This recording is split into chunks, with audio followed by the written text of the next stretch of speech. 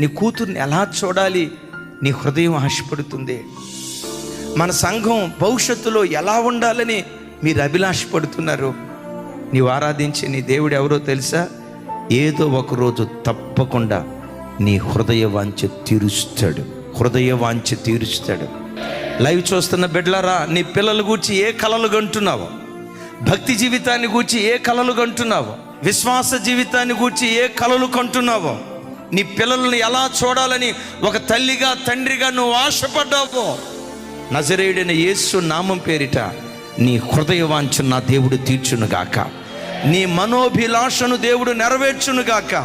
నీ కుమార్తె విషయమై ఏది ఆశపడ్డావో, నీ కొడుకు విషయమై ఏం ఆశపడ్డావో, నీ ఉద్యోగ విషయంలో ఏం ఆశపడ్డావో, నీ పిల్లల భవిష్యత్తు విషయమై ఏం ఆశపడ్డావో, నీ హృదయపు మనోభిలాష దేవుడు నిశ్చయముగా నెరవేర్చునుగా.